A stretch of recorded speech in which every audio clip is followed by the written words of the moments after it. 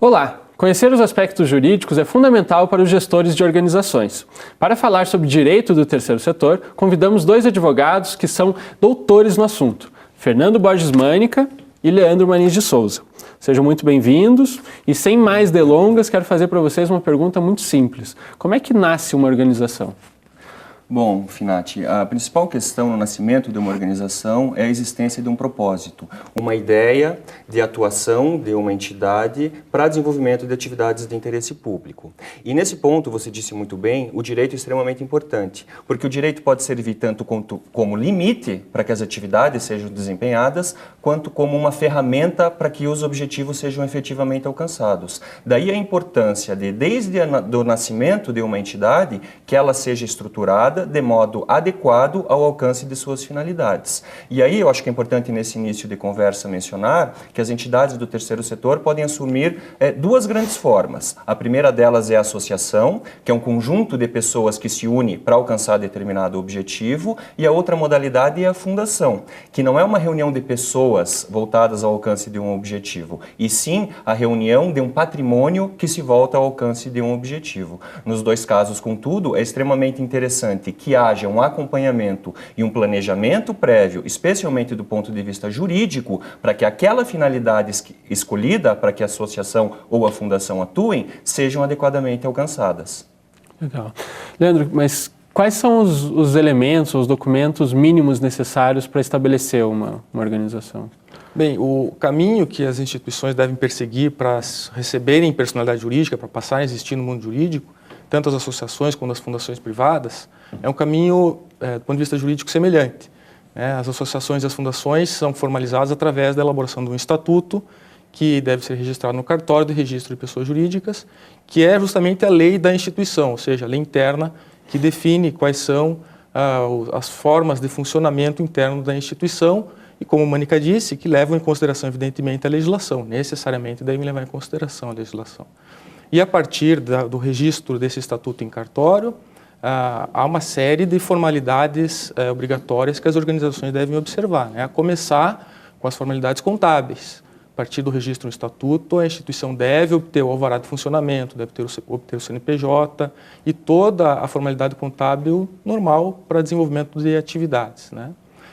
E a partir daí, toda a formalidade relacionada ao seu relacionamento com as partes interessadas, seja doadores, a formalização através de contratos de doação, por exemplo, seja com os voluntários que vão atuar na instituição através dos termos de voluntariado, enfim, há uma série de documentos obrigatórios que têm muita relevância jurídica e que devem ser conhecidos e bem conhecidos pelos gestores, sem dúvida.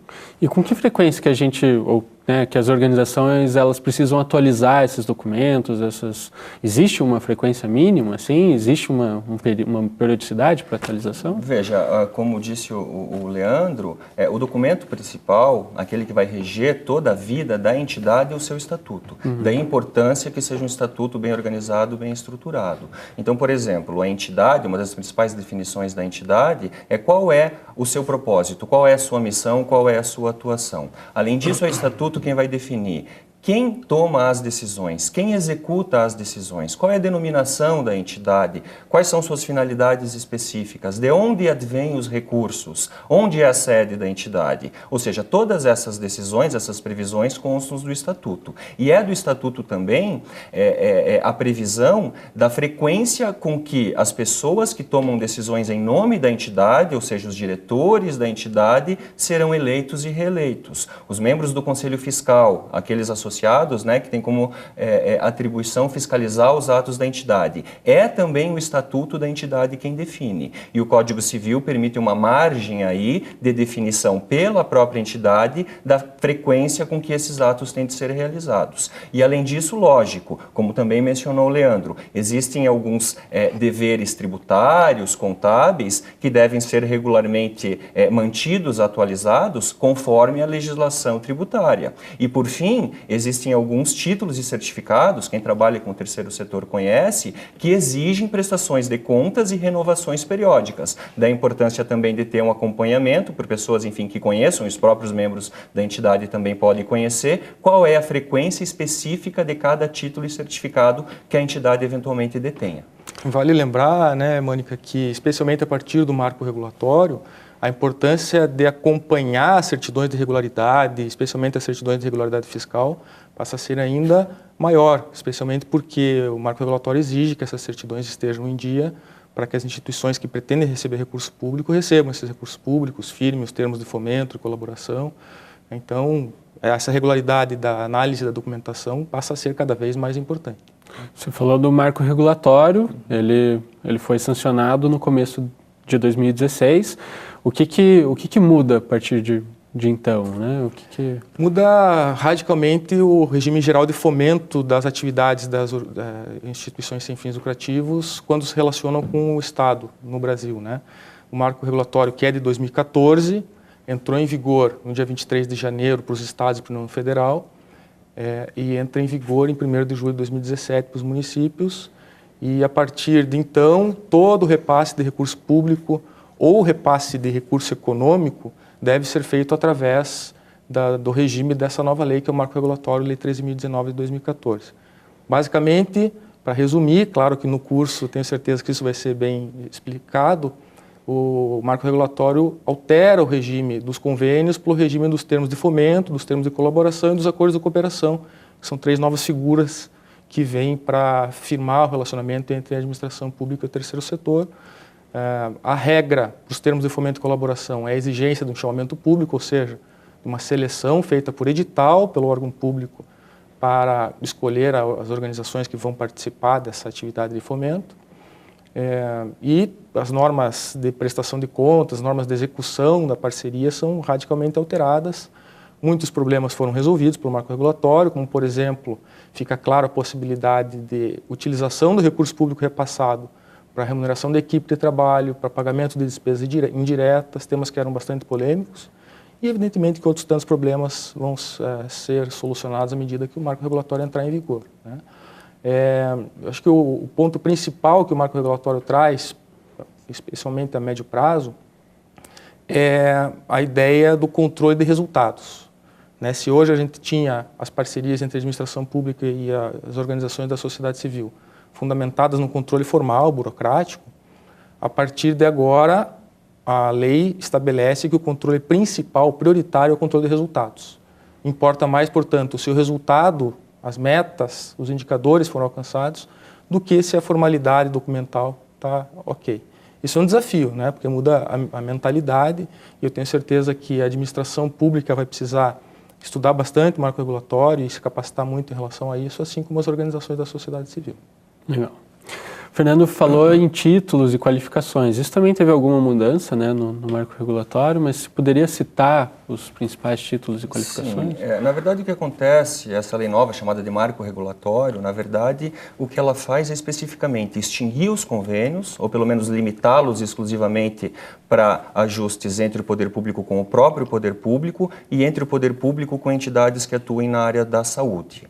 Afora isso, a nova lei 13.019, conhecida como marco regulatório, ela extingue os convênios com o terceiro setor. Portanto, a partir de agora, todos os convênios em vigência, aqueles que eventualmente forem renovados, inclusive no âmbito dos municípios a partir do ano que vem, se tornarão e serão disciplinados, portanto, termos de colaboração e termos de fomento. Esse é o principal ponto da Lei 13.019, extinguir os convênios. Agora, a Lei 13.019 não altera 2 outros ajustes que já existem no Brasil desde o final do século passado, que são o termo de parceria com as organizações da sociedade civil de interesse público, conhecidas como OCIPs, e os contratos de gestão com organizações sociais. Então, o que nós temos hoje em relação aos títulos e qualificações que você mencionou?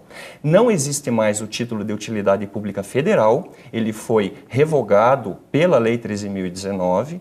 Nós temos ainda o título de OCIP, que é regulado pela Lei 9790 de 99. Nós temos ainda o título de organização social, que é disciplinado pela Lei 9637 de 98, e temos o certificado de entidade beneficente de assistência social, conhecido pela sigla SEBAS, que é regulado pela Lei 12.101 de 2009. Então nós temos no terceiro setor a convivência de vários títulos e certificados, cada qual dá acesso ou proporciona às entidades determinados benefícios, inclusive inclusive tributários, e possibilidade de celebração de ajustes.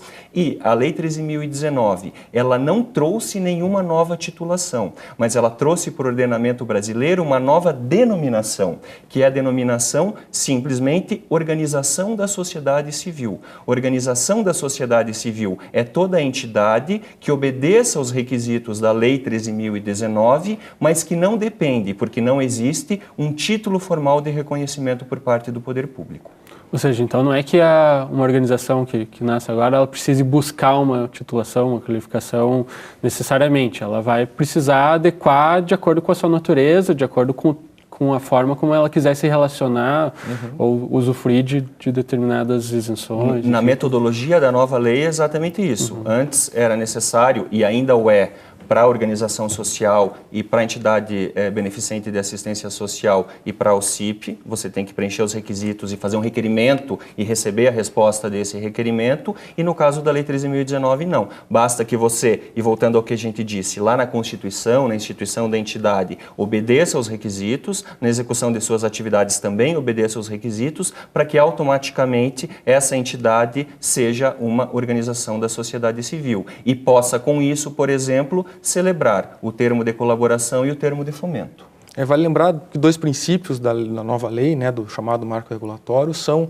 o princípio da universalização do acesso ao recurso público e o princípio da legitimação da participação social através das organizações da sociedade civil. Por conta disso, a ideia da lei é não exigir nenhuma certificação para possibilitar o acesso aos recursos públicos, por isso esse novo regime geral de fomento, né? E, para além disso, a lei ampliou o conceito de organização da sociedade civil, né? Além das associações civis e fundações privadas que atuam na área social, a lei trouxe ainda para o conceito de organização da sociedade civil cooperativas que atuam com questões críticas na área social, como as cooperativas de catadores, algumas cooperativas de produção e de inclusão, e as próprias organizações religiosas que atuam desenvolvendo projetos sociais. Então, é uma novidade também bastante importante para essa ideia de universalização de acesso. Que era o que antes a gente nominava como ONG, enfim, que era talvez um conceito incompleto, né, em relação à natureza mesmo dessas organizações. Existe uma discussão doutrinária, teórica a respeito do conceito de ONG, né, organização não governamental, ou do próprio conceito de terceiro setor, que entidades fazem parte ou não do terceiro setor, e a lei veio e trouxe talvez um conceito abrangente de organização da sociedade civil, que agora se torna um conceito legal, porque é previsto especificamente na lei, e alcançou realmente, como disse o Leandro, essas entidades que até então não eram contempladas numa lei geral, digamos assim, do terceiro setor. Legal. Agora, voltando para o dia a dia da organização, né? Uma vez que ela está estabelecida, ela tem ali seu estatuto, tem uma diretoria que foi eleita, qual que é a importância de buscar documentações que registrem todas as relações que essa organização faz, né? Com os seus voluntários, como vocês tinham comentado, com parceiros, com fornecedores, enfim, como é que o direito do terceiro setor pode ajudar uma organização nesse sentido? É imprescindível que a organização busque o máximo de profissionalismo possível em toda e qualquer relação que ela tenha para o desenvolvimento das suas atividades. A começar, como eu disse, pelas questões contábeis.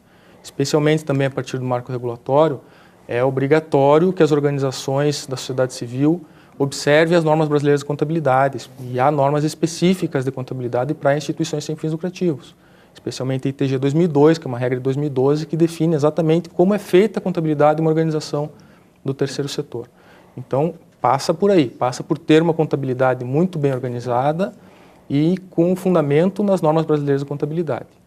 E, a partir daí, a gente pode dizer que a organização tem que ter as suas preocupações do ponto de vista jurídico também. Todo e qualquer relacionamento que ela tenha tem que estar o mais formalizado possível, de acordo com a lei de regência das suas atividades, sob pena de, eventualmente, uma fiscalização identificar alguma fragilidade documental e, por exemplo, sugerir a perda de uma imunidade e proceder à autuação da instituição, ou, no caso de a instituição, por exemplo, não formalizar adequadamente o seu relacionamento com seus voluntários e isso gerar um passivo trabalhista, esses voluntários entrarem com ações trabalhistas contra a instituição, que podem gerar indenizações bastante grandes.